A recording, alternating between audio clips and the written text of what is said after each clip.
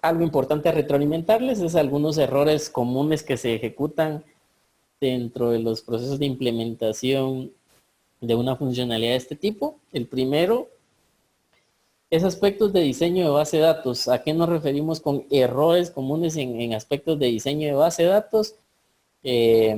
Vamos a mencionar uno bastante sencillo, y es no tener claridad de en dónde crear un campo, por ejemplo. Mencionaba mucho de que realmente la teoría de base de datos o diseño de base de datos es algo fundamental a nivel de la universidad, de carreras afines de la ingeniería en sistema o similares. Sin embargo, lo hemos notado en los distintos proyectos y por eso hago la mención. Ejemplo, ¿verdad?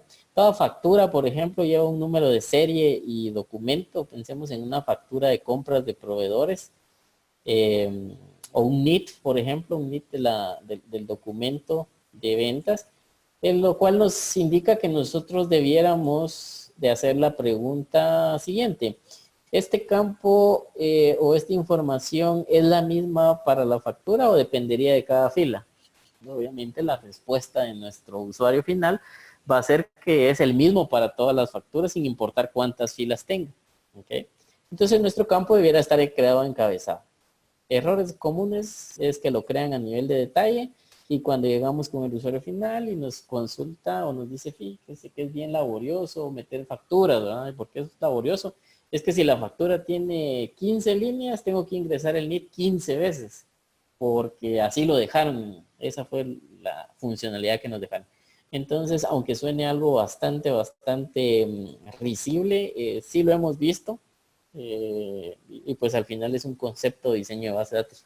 Por eso al inicio del webinar mencionaba que es importante que para que nosotros logremos explotar al máximo esta funcionalidad, tener los conceptos mínimos de diseño de base de datos.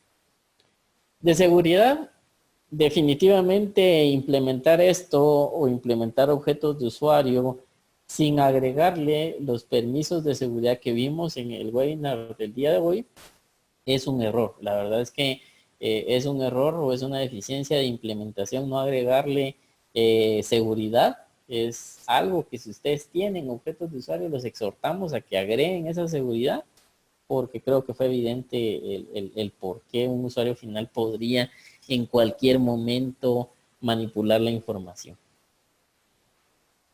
Otro tipo de error común es excesos, ¿verdad? Hemos visto casos de personas que una vez conocen objetos de usuario y diseños, no sé si la palabra sería, se enamoran tanto de todo lo que se puede hacer que terminan por todo requerimiento haciendo objetos de usuario, tablas de usuario, y realmente no es esa la premisa. La premisa que les recomendamos es, en la medida de lo posible, reutilizar todo lo que SAP trae. Y digo reutilizar porque a veces en nuestras implementaciones quizás no usamos el módulo de servicio, quizás no usamos la parte de recursos, y a veces estas funcionalidades o catálogos los podemos reusar para otros aspectos que necesitemos. Entonces, antes de implementar un objeto de usuario, mi recomendación es tratemos de verificar si SAP no tiene algo para esto.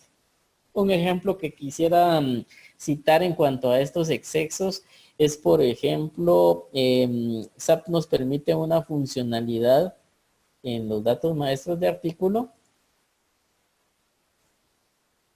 en la cual nosotros podemos crear, voy a crear a uno, ¿okay?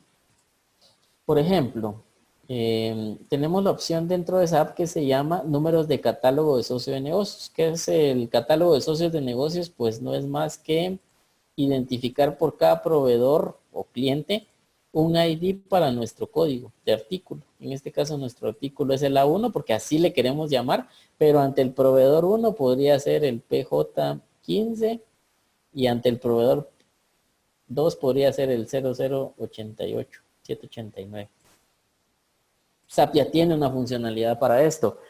Si yo no trato de buscar antes las funcionalidades que SAP trae, probablemente alguien pudo haber resuelto este requerimiento con un objeto de usuario, con campos de usuario, y sí, hubiese estado bien.